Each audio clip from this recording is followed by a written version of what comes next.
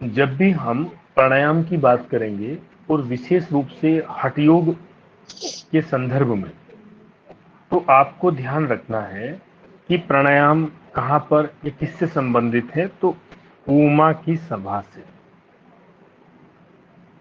अभी हमने कुछ कोड याद किए, जैसे प्राणायाम आया तो उमा की सभा, सत्कर्म आया तो हमने बोल दिया धवनल त्राटक कपाल, चतुरंग योग तो उसके लिए हम बोलते हैं अपमान। ये कुछ कोड आए, ठीक है। तो आप ऐसे बोलोगे उमा की सभा में सर। यहां पर 8 प्राणायाम मिलते हैं जिसको अष्ट कुंभक कहा जाता है। उन 8 प्राणायाम में 2 प्राणायाम यहां मुख्य है। मुख्य इस आधार पर हम बोल रहे हैं क्योंकि ये बाकी जगह नहीं मिलती। तो उसको कहा सर्प। सर्प से मतलब है सितकारी और पलाव। अब बाकी सभी प्राणायामों को भी हम यहां पर देखते हुए चलेंगे। हमें प्राणायाम की विधि संभवतः सभी को पता रहती है। विशेष रूप से जो ध्यान देना है वो हम लाभ पर देंगे, या कोई उपमा किसी प्राणायाम को दी गई है उसको हमें देखना है, ठीक है, उसको हम देखेंगे। सबसे पहले आता है सूर्य भेद। सूर्य भेद की अगर हम बात करें तो दाई नासिका से श्वास लेते हैं, पूरक करेंगे, और बाई नासिका से श्वास का रेचन करेंगे, उसको छोड़ेंगे। ये एक आवृत्ति हुई और इस क्रिया को करना ही सूर्य भेदन या सूर्य भेदी प्राणायाम कहलाता है। सर पीछे से आवाज आ रही है किसी बच्चे की ना। दूसरा है शीतली। शीतली प्राणायाम जो है, इसमें क्या होता है, शीतली प्राणायाम जब हम करते हैं तो इसको करते हुए सी सी की आवाज आती है। नहीं, ये तो गलत हो गया, वो तो शीतकारी में आएगी। शीतली में हम जीवा को मुख से बाहर निकालते हुए उसको ट्यूब का आकार देते हैं, उसको गोल करते हैं। गोल करने के बाद में उसकी जो गोलाई हुई है उसको हमने एक पाइप का एक आकार दिया, उससे श्वास को लेते हैं। उसको उस तरह से श्वास लेने पर एक शीतलता का अनुभव होता है। इस कारण इसे शीतली प्राणायाम कहा जाता है। इसके संदर्भ में कहा गया है कि ये विष के प्रभाव को भी नष्ट कर देगा। अब आप मुझे बताइए, एक आसन भी तो आया था जहां विष की बात हुई थी, ये विष के प्रभाव को नष्ट कर देता, उसका नाम बताइए क्या था? सर मयूरासन। मयूरासन, ठीक है। तो इस तरह से हमको एक दूसरे से इनको लिंक करते हुए भी चलना है। जब हम प्राणायाम करते हैं, ये बात उनके लिए बता रहा हूं जो फर्स्ट सेमेस्टर के बच्चे हैं, तो सबसे पहले आप विधि बताएंगे। ऐसा कोई प्राणायाम है जो हम खड़े होकर कर सकते हैं? नहीं, प्राणायाम हमेशा बैठकर किया जाता है। तो उसकी विधि आप कैसे लिखेंगे कि सर्वप्रथम किसी ध्यानात्मक आसन में बैठ जाएं, कमर गर्दन सीधी, ठीक है, कमर गर्दन सीधी, दोनों हाथ घुटनों के ऊपर ज्ञान मुद्रा में। इसके उपरांत प्राणायाम की जो क्रिया है उसको निम्न चरण में क्रमशः करेंगे। फिर जो पद्धति है, जो विधि है, उसको आप बताएंगे। ये सब जगह एक सा रहता है। तो शीतली में आपको बताया। शीतली के बाद आता है जोवर का क्या? जोवर का मतलब क्या है? लिख रखा है ना आपने तिल्ली के बाद में। फीवर, फीवर, फीवर, बुखार जो बोलते हैं ना, फीवर। फीवर। अच्छा सर जोवर नहीं। तिल्ली क्या होता है? तिल्ली। तिल्ली, तिल्ली भी कह देते, जैसे बाई साइड में ना, इधर बोलते कि तिल्ली में दर्द हुआ ऐसा। ये इंग्लिश में। अगर आप उसमें, इंग्लिश में। अगर आप जाओगे एलोपैथी में तो वहां ही मिलेगी नहीं इनकी बात कुछ, या आप स्प्लीन एनाटॉमी कहते पढ़ोगे तो तिल्ली हैं, स्प्लीन कहते ऑर्गन्स है क्या कोई? हैं। हाँ, ऑर्गन से ब्लड बनाने की ऑर्गन है। लीवर के ओके, राइट साइड में रहता लीवर के राइट साइड में, है। जो लीवर राइट साइड में है वो थोड़ा हट के लेफ्ट साइड में रहता है, गॉल ब्लैडर के साथ। गॉल ब्लैडर से और स्प्लीन, बाएं। स्प्लीन ठीक है, बोलते हैं इसको इंग्लिश में, स्प्लीन। स्प्लीन, ठीक है, ओके, स्प्लीन। इसके बाद आता है आपका भ्रामरी। ठीक है, अब जब आप भ्रामरी प्राणायाम करोगे, जो प्राणायाम हम व्यवहार में करते हैं, देखते हैं या कराते हैं, वो बिल्कुल अलग है। जो यहां पर आपको मिलेगा वो कुछ अलग है। ठीक है, हम सामान्यतः जो भ्रामरी प्राणायाम करते हैं वो कैसे करेंगे? ध्यानात्मक आसन में बैठे, दोनों जो एक षणमुखी मुद्रा होती है उसको करते हुए आंखों के ऊपर उंगली आ जाएगी, भौं के ऊपर, और अंगूठे से कान बंद कर लेंगे। फिर श्वास लेंगे, ओमकार या भ्रमर गुंजन के समान ध्वनि करते हुए पूरी श्वास को छोड़ना होता है। तो ये भ्रामरी है। लेकिन यहां पर देखो इन्होंने क्या कहा कि जब पूरक करेंगे तो उस समय भ्रमर गुंजन की ध्वनि तो होगी, लेकिन वो पुल्लिंग होगा के समान आवाज करें, और जब रेचन करेंगे तो मादा के समान आवाज करते हैं। ठीक है, तो कहीं ना कहीं दोनों में एक अंतर है आवाज। तो अब आप ये पूछेंगे इनकी आवाज कैसी है या क्या, वो भाई अलग विषय है। देखो, लेकिन आपको परीक्षा की दृष्टि से ये दोनों अंतर याद करने हैं। पूरक में कैसा और रेचक में कैसा। क्लियर हुई बात? कहते हैं इस प्रकार चित्त में एक अपूर्व आनंद लीला की उत्पत्ति होती है। आपने कभी देखा व्यवहार में जब कोई भ्रामरी कराता हो, जो अब में कर चुके थे, ऐसा बोला कि अब ऐसे भ्रमर की गुंजन करो? ऐसा नहीं बोलते, लेकिन यहां पर ये आता है। ठीक है, भस्त्रिका। सर, हेलो भस्त्रिक, हाँ बोलिए। सर, अभी हम बीच में कुछ पूछ सकते हैं भ्रामरी से रिलेटेड? हाँ पूछिए। सर, मैंने अभी ना ये भारतीय योग संस्थान की किताब में पढ़ा था, जैसे 3 बार ये भ्रामरी प्राणायाम की गुंजन करवाते हैं, तो थर्ड टाइम वो कहते हैं कानों से अंगूठे हटा दो। तो ये क्यों हटाया जाता अरे है, ये मुझे नहीं पता। ये भारतीय योग संस्थान ही बताएगा। आप यहाँ केवल जो स्वात्माराम जी कह रहे हैं उसको ध्यान में रखो। नहीं ठीक नहीं है, सर, किताबों में लास्ट जैसे में मैं लिखा है तो आपका उन्होंने उत्तर भी। दूंगा। हाँ, लास्ट में मैं इस अच्छा बात ठीक को है सर। बताऊंगा, तब एक बार पूछो। ओके सर, ओके, ठीक है। देखो, ये भस्त्रिका है। भस्त्रिका और कपालभाति, वात कर्म कपालभाति या कपालभाति, दोनों के अंतर को समझना। कई बार भस्त्रिका भी व्यक्ति उसी तरह करता है और कपालभाति भी वैसे ही करता है। हो जाता है कि नहीं होता ऐसा? जब हम भस्त्रिका करेंगे तो भस्त्रिका में आपके जो शोल्डर हैं वो अप डाउन होंगे, उनकी मदद से आप श्वास को बाहर छोड़ते हैं। ठीक है, जब आप कपालभाति कर रहे होते हैं तो श्वास को बाहर हम कैसे फेंकते हैं? अपने पेट के, उदर के माध्यम से। तो ये दोनों में अंतर है। अब ये कहते हैं लोहार की धोकनी, ये लोहार की धोकनी आपको कपालभाति में भी मिला था। ये धोकनी इसलिए बोलते हैं कि जब उसमें तेजी से आप वायु को छोड़ें, तो एक उदाहरण देते हैं, संकेत करते हैं कि इसकी तरह से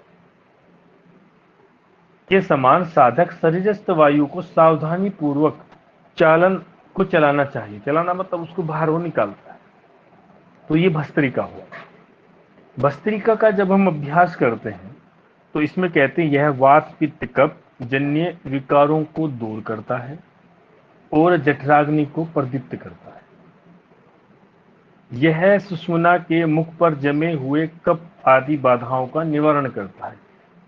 इसको आप जो है लिख लेंगे, ये जो आई है ना यहाँ पर कि सुषुम्ना के मुख पर जमे हुए कफ आदि बाधाओं का निवारण करता है, इसको नोट कर लेंगे।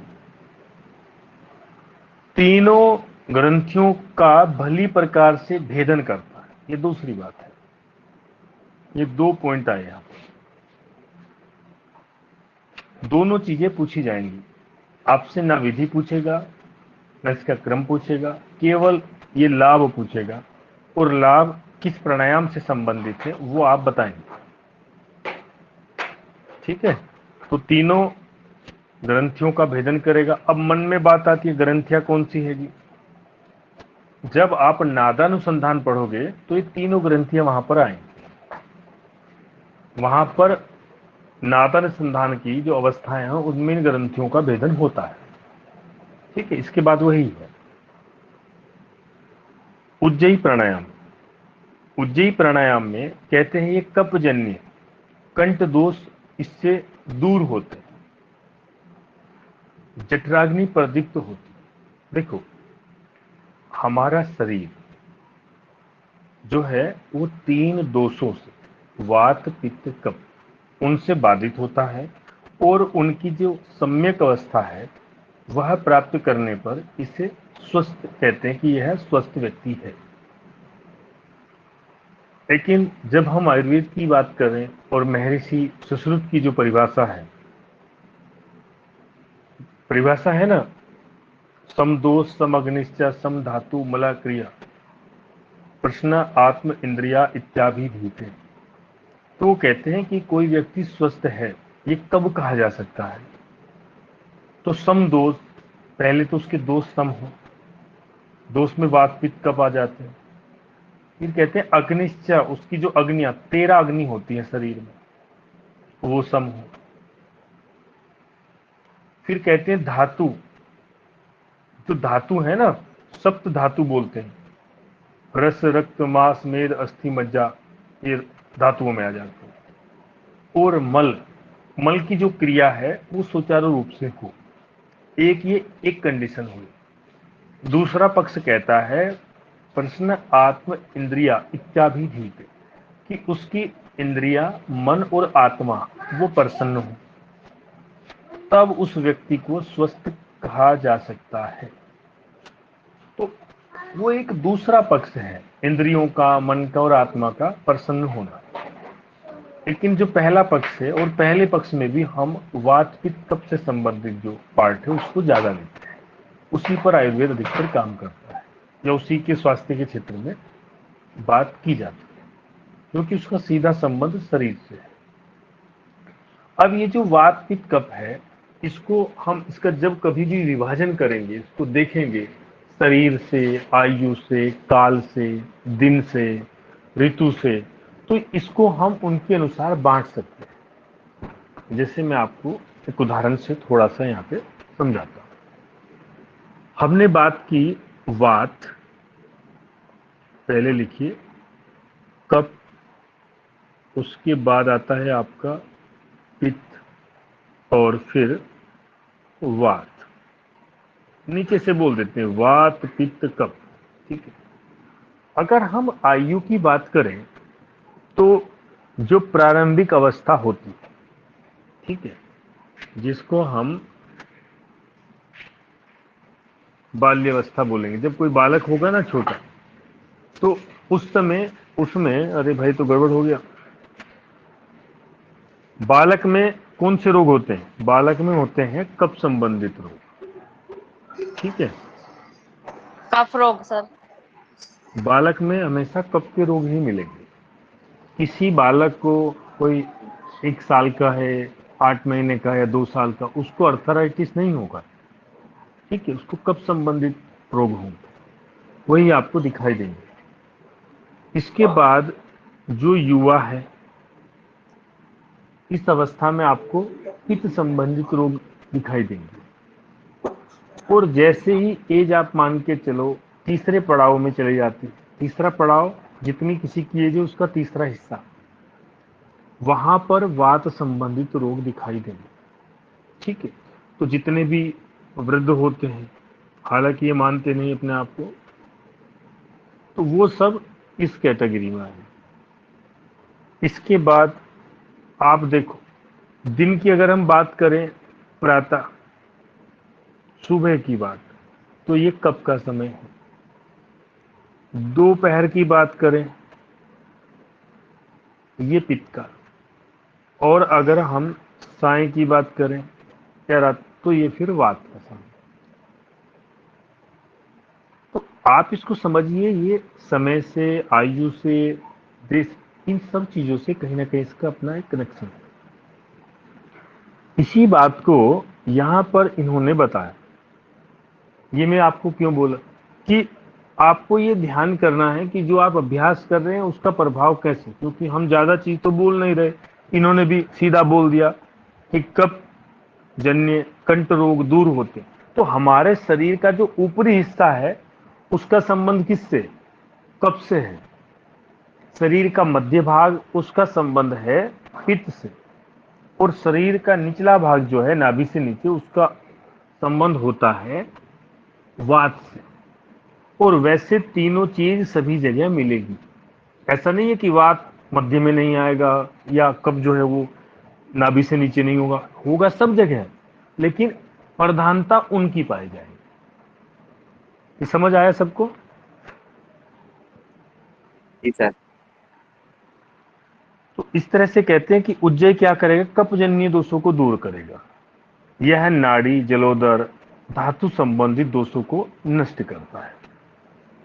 मूर्छा पूरक कर लेने, ये मूर्छा प्राणायाम जो है ये बड़ी समस्या बनता है। कई बार आता है कि मूर्छा प्राणायाम क्या। पहले ये जो बोल रहे हैं उसको देखिए। यहां पर मूर्छा के संबंध में कहा जाएगा कि पूरक कर लेने के बाद, पूरक कर लिया, पूरी श्वास ली के बाद अति दृढ़ता पूर्वक, मतलब आवश्यकता से अधिक श्वास को रोकना है, उसके लिए क्या करें? तो उसके लिए ये जालंधर बंद लगाते हैं। जालंधर बंद लगाकर धीरे धीरे वायु का रेचन करें। अपनी क्षमता से कुछ अधिक वायु को रोका, इसके द्वारा जालंधर बंद के द्वारा। ऐसा करने पर एक मूर्छा आ जाती है, मूर्छा सी आ जाती है, बेहोशी सी आ जाती है। तो उसी को कहते हैं कि यह मूर्छा नामक कुंभक है, या मूर्छा लाने वाला ये प्राणायाम मूर्छा कुंभक कहलाता है। क्लियर हुई बात सबको? मूर्छा प्राणायाम क्या है?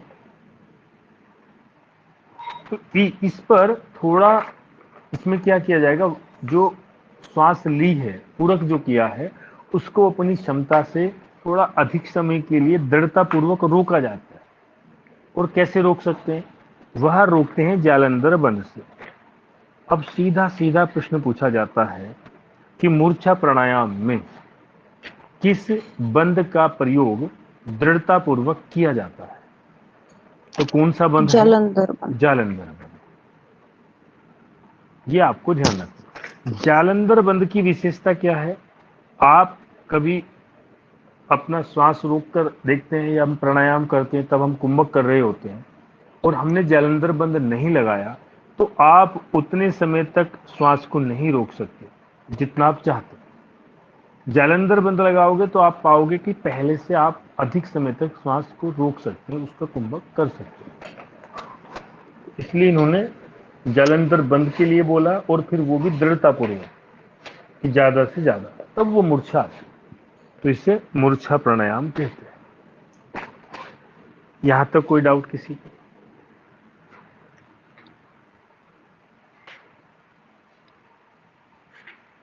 क्लियर है सबको? इस तरह का क्वेश्चन पूछा जाएगा, एक बार दोबारा रिपीट करना। यहां से मूर्छा से आपसे आता है कि मूर्छा प्राणायाम में किस बंद का दृढ़ता पूर्वक अभ्यास किया जाता है? तब आप बोलोगे जालंधर बंद का। ठीक है?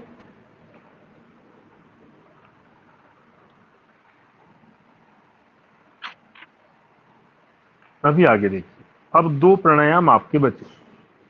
एक प्राणायाम बचता है सितकारी। क्या?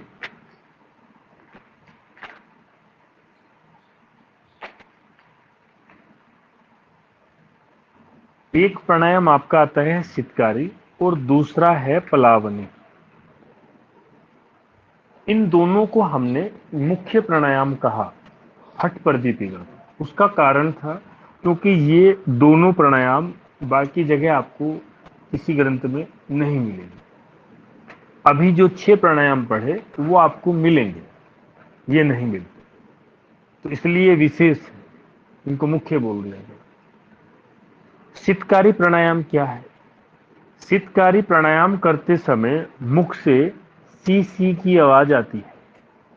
जैसे छोटे बच्चे को बोलते हैं ना कि अपने दांत दिखाओ, तो वो दांत दिखाते हैं, दांत के ठीक ऊपर दांत रहेगा और फिर उसके पीछे जीवा लगा लेते हैं ऊपर की साइड में, उसको पीछे की ओर घुमा करके, और तब पूरी तेजी से श्वास को खींचते हैं, पूरा करते हैं, तो सी की आवाज आएगी। और वो सी की आवाज आते हुए जब आप श्वास का पूरक कर रहे होंगे, ले रहे होंगे, तो बड़ी शीतलता अनुभव होगी। तो कहते हैं सीसी की आवाज आती है, कामदेव के समान सभी के समान शरीर हो जाता है। ऐसे व्यक्ति को, ऐसे साधक को कभी भूख प्यास, निद्रा, सुस्ती का अनुभव नहीं होता। ये यहां पर बोला गया। आपको शीतली और शीतकारी प्राणायाम में अंतर समझना है। आपको भस्त्रिका और कपालभाति में जो अंतर है वो ध्यान रहे। ये बहुत सारी चीजें में मिली जुली है, ठीक है। अब बात आती है पलावनी। ये एक चमत्कारिक, या इसको हम कह सकते हैं कि रहस्यमय प्राणायाम है। बहुत सारे आपने बाबा या कुछ ऐसे व्यक्ति नदी में, तालाब में कहीं देखे होंगे जो जल के ऊपर लेटे रहते हैं। कोई मंत्र बोलता रहता है, कोई कुछ पढ़ता रहता है, कोई सोया रहता है। इनकी वीडियो जो है वो आप देखोगे इंस्टाग्राम, फेसबुक, सोशल मीडिया पर एक दो आ जाती। ऐसा होता है कि नहीं होता? देखा किसी ने हाँ जी, मैंने देखा सर। कि कोई जल में लेटा हुआ है, वो डूबता ही नहीं। हाँ, वो तो सांस भी रोक वो लेता है। सब, हाँ, वो सब कोई चमत्कार नहीं है, वो एक अभ्यास है और उसको प्राणायाम के अंतर्गत लिया गया है। उसे कहते हैं पलावनी प्राणायाम। इसमें अपने उदर में, पेट में वायु को इस कदर भर लिया जाता है कि वह एक तरह से फूल जाता है, और फिर उसके बाद सामान्य श्वास प्रश्वास की जो क्रिया है वो अपने फेफड़ों से की जाती है, लंग से। तो ऐसा करने पर साधक अतः गहरे जल में भी, कितना भी गहरा जल हो, उसमें कमल पत्र के समान वो तैरता रहता है, डूबता नहीं। तो इसे जो है पलावनी प्राणायाम कहते हैं। क्लियर हुआ ये सबको? सर, ये पलावनी प्राणायाम के अंतर्गत आता है या उसकी सिद्धि होती है? पलावनी या प्राणायाम एक नाक तरह से आपके प्राण पर नियंत्रण को बताता है। यहाँ अपने दो चीजें की। इसमें जब हम उदर में वायु को भरते हैं तो हम उसे एक तरह से निगलते हैं। जैसे आप भोजन करते हुए जो निवाला मुख में रखते हैं उसको निगलते हैं कि नहीं निगलते, इस तरह से। सामान्य श्वास लेते हुए हम कभी ऐसा नहीं करते, लेकिन जब यह अभ्यास करते हैं तो उसमें ऐसा करते हैं। हाँ सुरेंद्र बोलो। सर मैं ये कह रहा हूँ कि पूरक नाक से लेंगे या फिर मुंह से? इसमें मुख से लेंगे।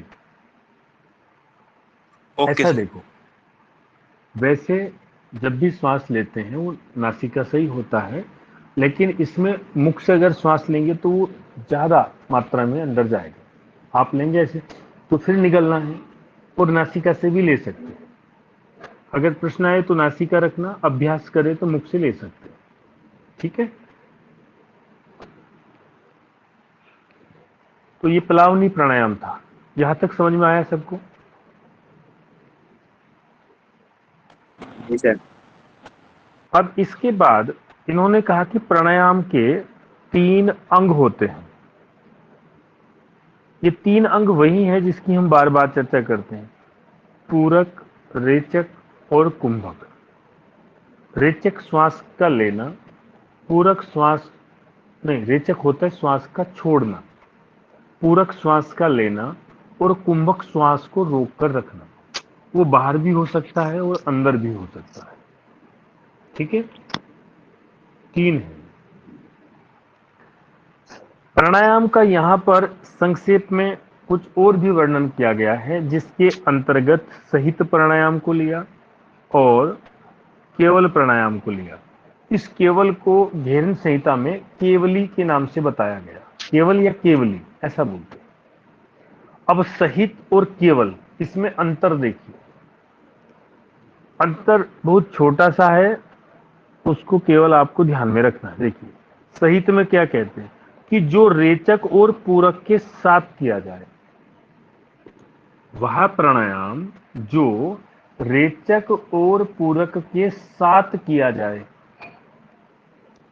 तो उसे कहते हैं सहित कुंभक। सहित मतलब वो किसी के साथ किया जा रहा है, किसके साथ? रेचक पूरक। आप श्वास लेते हैं, श्वास छोड़ते हैं, इन दोनों का जो है आपको ज्ञान रहता है कि आपने श्वास ली है और आपने श्वास अब छोड़ दी, उसका रेचन कर दिया। तो जब हम ऐसा करते हैं, उसका ज्ञान होता है, तो उसको कहते हैं सहित कुंभक। और जब इन दोनों के बिना प्राणायाम किया जाता है, अर्थात वायु का स्वयं धारण हो जाता है, स्वयं वायु आ जाती, तो इस प्रकार के प्राणायाम को केवल कुंभक कहते हैं। अब आपके मन में प्रश्न आएगा कि वायु के बिना, रेचक पूरक के बिना प्राणायाम कैसे? जब श्वास ली नहीं तो छोड़ेंगे क्या? रोकेंगे किसे? तो ये क्या बात हुई? ये प्राणायाम की एक आदर्श स्थिति है। क्या परिभाषा क्या बताती है? तस्मिन् सति श्वास पर श्वास योर गति विच्छेदनः प्राणायाम, कि वो जितना उसका विच्छेदन आप करेंगे और दीर्घ सूक्ष्म, वो जितना दीर्घ होगा, जितना सूक्ष्म होगा, उतना अच्छा। तो यहां पर वो श्वास लेता तो है, श्वास छोड़ता भी है, लेकिन उसकी गति और वह इतना दीर्घ होता है कि उसको अनुभव भी नहीं होता। ऐसा होने पर वह प्राणायाम उसके अन्य योग के अंगों में बाधा उत्पन्न नहीं करता। अब दूसरा प्रश्न मन में आएगा कि क्या श्वास पर श्वास ये रेचक पूरक भी योग में बाधा उत्पन्न करता है? बिल्कुल करता है। योग दर्शन जब आप पढ़ोगे तो वहां पर पहला अध्याय समाधि पाद जिसको हम कहते हैं, उसका 30वां जो सूत्र है उसमें मिलेगा आपको, अंतराय बताएंगे वो, व्याधिस्त्यान संशय प्रमाद आलस्य विरति भ्रांति दर्शन पालब्ध भूमि कत्वा अन्विस्तित्वानि चित विक्षेप अंतरायः। इसके ठीक बात कहते हैं कि दुख दोर्मन्य अंग मेव जत्वा श्वास पर श्वास विक्षेप सह भुआ, कि जो श्वास पर श्वास है ना, ये भी विक्षेप के साथ आते हैं। जैसे किसी व्यक्ति को श्वास रोग हो जाए तो उसकी गति तीव्र हो जाती है कि नहीं हो जाती? तेजी से वो श्वास लेगा, तो ये भी उसकी साधना में, अब वो बैठकर कोई अभ्यास नहीं कर सकता, बाधा उत्पन्न हो जाएगी। तो ये श्वास की गति जितनी धीमी होगी, जितना दीर्घ होगा, जितना सूक्ष्म होगा, व्यक्ति उतने अधिक समय तक धारणा में, ध्यान में और समाधि को, उसकी अवस्था को प्राप्त कर उसमें बना रह सकता है। तो ये सही तौर केवल समझ में आए कि नहीं? अब आपका जो डाउट है, कोई मन में प्रश्न आया है, उसको आप पूछ सकते हैं।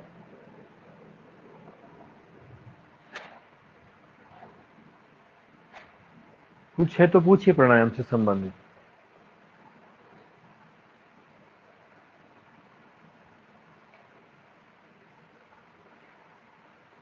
सब समझ में आया? सर एग्जाम्पल सर, जैसे सहित और केवल में एग्जाम्पल। सहित और केवल में एग्जाम्पल, इसका तो यही है, इसके आधार पर आप प्राणायामों का विभाजन कर सकते हैं। आप ये कह सकते हैं कि जितने भी प्राणायाम हैं हम उनको 2 भागों में बांट सकते हैं, और अधिकांश जो है वो सहित प्राणायाम में ही आ जाएंगे। जैसे आपका शीतकारी प्राणायाम है, किसमें आएगा? सहित में आएगा। क्यों आएगा? क्योंकि इसमें रेचक पूरक करते हैं। आपका सूर्य भेद प्राणायाम है, मान लो, किसके अंतर्गत आएगा? सहित के अंतर्गत आएगा। आप भस्त्रिका करते हैं, किसके अंतर्गत आएगा? सहित के अंतर्गत आएगा। तो ये बताता है कि कितने प्राणायाम हैं जो इसके अंतर्गत आएंगे। और ये जो केवल है, अब मन में आता है जी केवल का कोई उदाहरण दो। केवल प्राणायाम आपको बताता है कि आपकी प्राणायाम में सिद्धि है या नहीं। इसके लिए एक प्राणायाम आता है, वो है जैसे पलावनी। ठीक है, चलाने की। पलावनी ने आपने श्वास ले लिया, अब उसको होल्ड करके रखा, अब आप लेटे हुए हैं। ठीक है, जो श्वास की क्रिया चल रही है वो सामान्य है, लेकिन यहाँ थोड़ा गड़बड़ रहता है कि अभी भी जो आप श्वास प्रश्वास कर रहे हैं उसका तो आपको भान है, जो आपने अंदर रखा हुआ है वो है, लेकिन फिर भी आपको पता रहता है।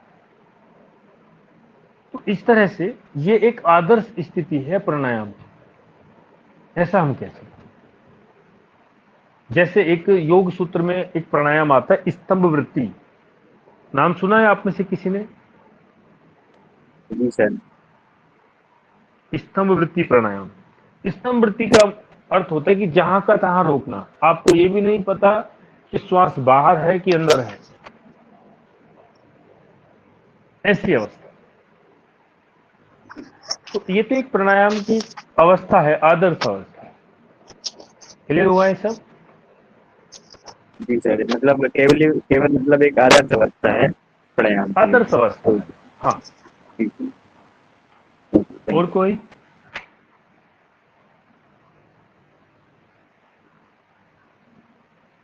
चलिए अभी आगे देखते हैं ना।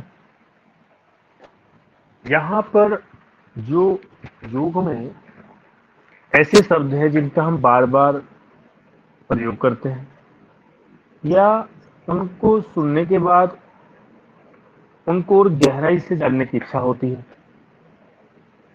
या कहीं ना कहीं वो योग में महत्वपूर्ण भूमिका निभाते हैं, या योग उनके आसपास है, उन शब्दों के यहाँ पर पर्यायवाची शब्द दिए गए हैं। उनको अनेक नामों से जाना जाता है। जैसे एक जगह उन्मनी शब्द आया था पहले, तो मैं आपको कहा उन्मनी समाधि है।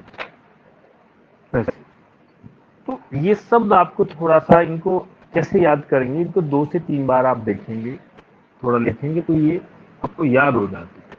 कोई ज्यादा पूछते तो है नहीं, लेकिन थोड़ा सा इनको याद करने से, समझने से क्या होगा कि आपके अध्ययन में जो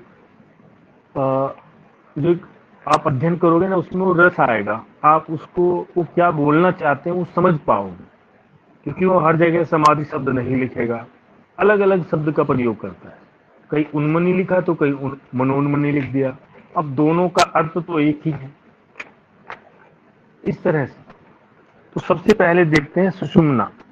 सुषुम्ना एक नाड़ी है, शरीर में 3,72,000, 14, फिर 10, फिर 3, और उसमें से एक जो मुख्य नाड़ी है जिस पर पूरा योग काम करता है हठ योग के अनुसार, वह नाड़ी है सुषुम्ना। इसको अनेक नामों से जाना जाता है, जिसमें इसको शून्य पदवी, ब्रह्मरंध्र, महापथ, शमशान, सांभवी, मध्य मार्ग आदि जो है सब वो लिए गए इसके लिए। तो ये सब इसमें है। देखो ये भी इन्होंने यहाँ लिख दिया कि ऐसा नहीं है कि इसका सब जगह अर्थ आप सुषुम्ना से ही लोगे।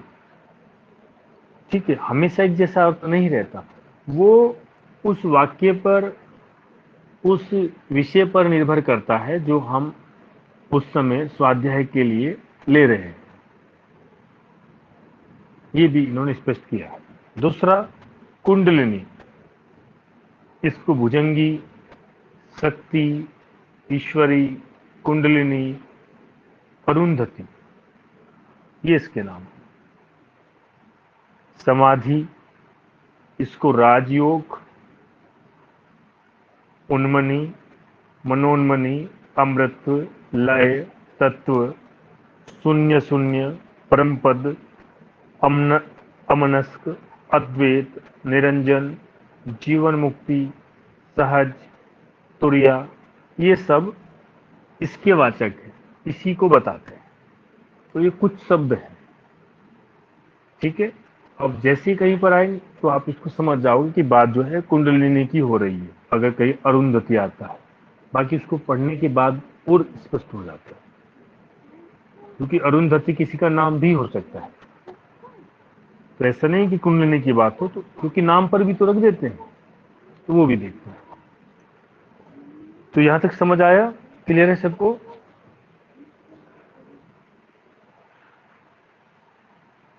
जी सर। ये है तीसरा अध्याय, तृतीय उपदेश। और तृतीय उपदेश मुद्राओं से संबंधित है। ठीक है, यहां पर मुद्राओं के बारे में बताया जाएगा। कितनी मुद्राएं हैं हठ प्रदीपिका में? कोई भी बताओ आप में से। 15 10 15 मुद्रा। 15 है या मुद्रा 15 कहाँ है?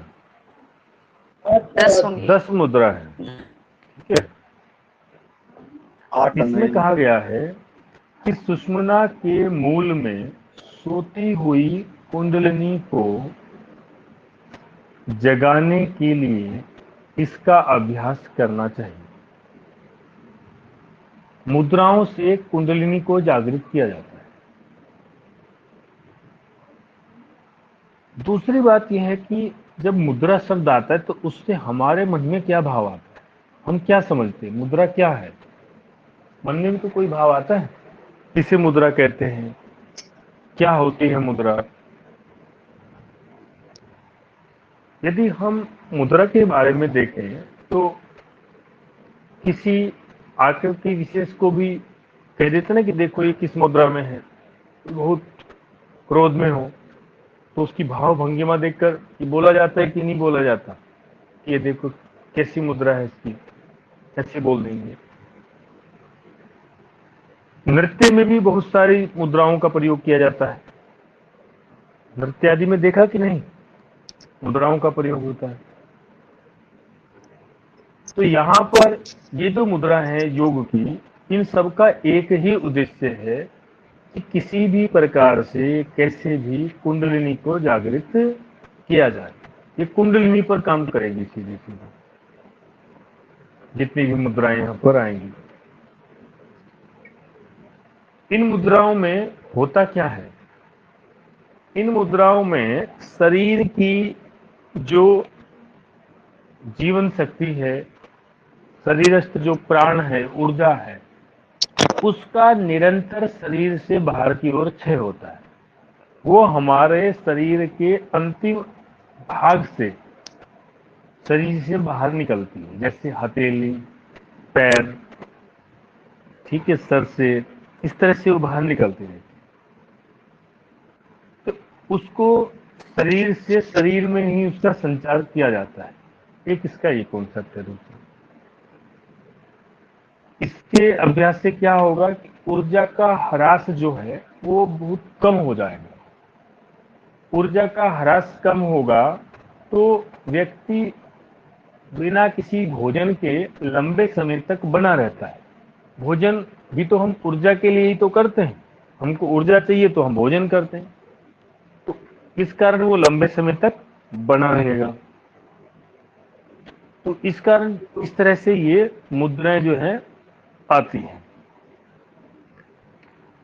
एक पुस्तक है योग आसन प्राणायाम मुद्रा बंध, मैंने आपको पहले भी बताई थी ये पुस्तक, स्वामी सत्यानंद जी की।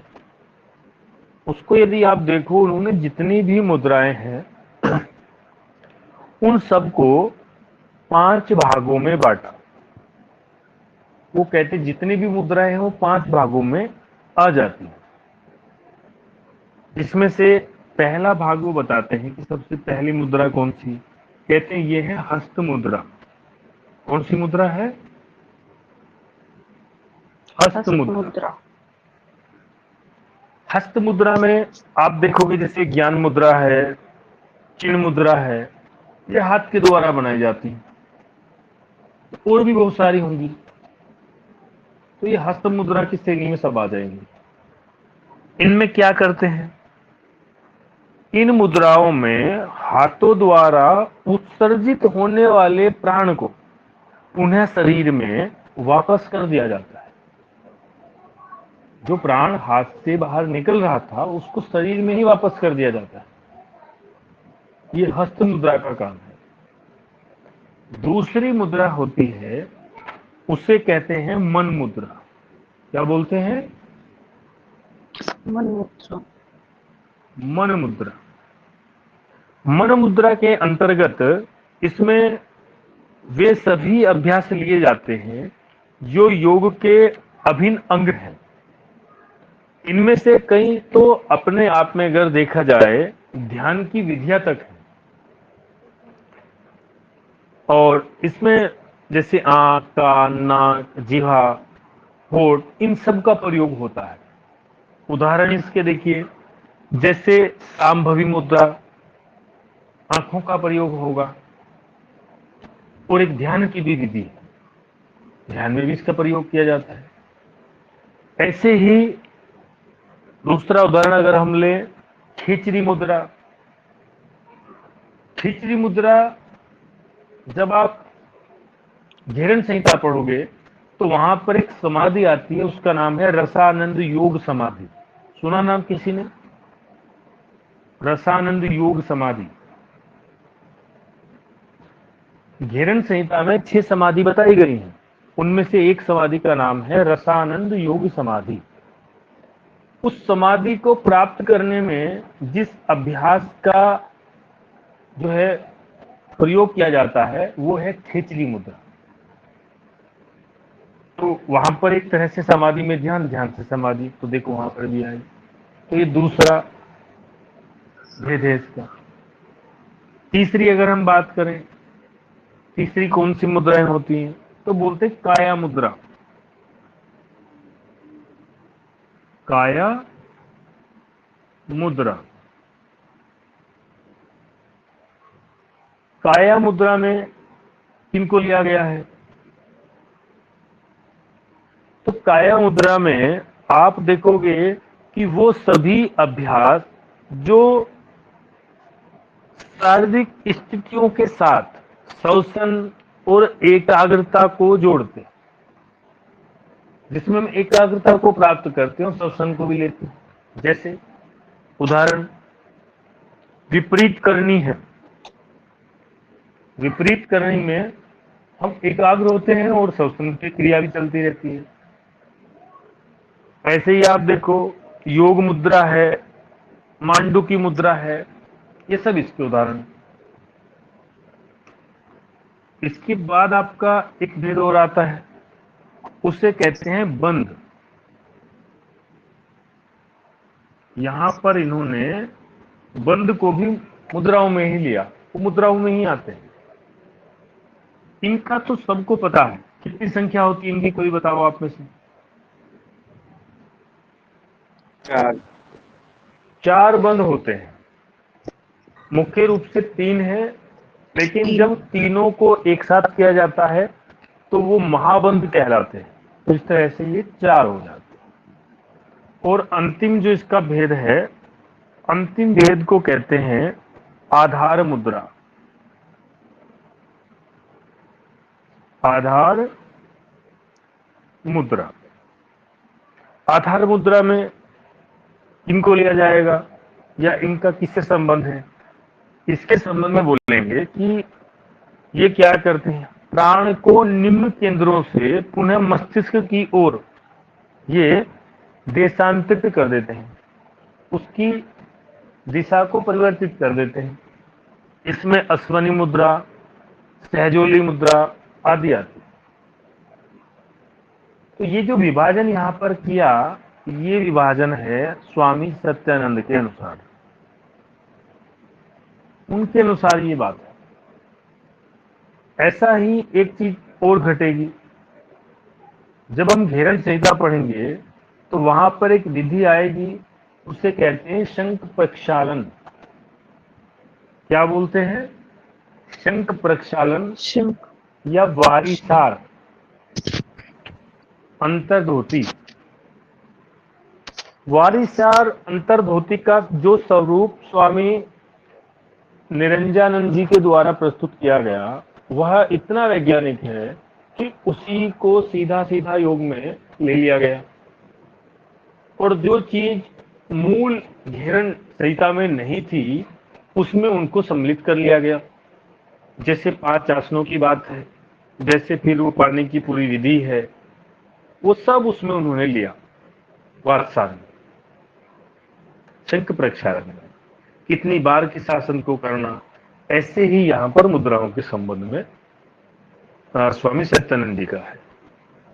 तो अब हम एक क्लास हमारी लगभग हठ प्रदीपिका की जो है वो रही है, जिसमें हम मुद्रा और जो नाद अनुसंधान है उनको कवर करेंगे। तो आज के लिए इतना ही रखेंगे।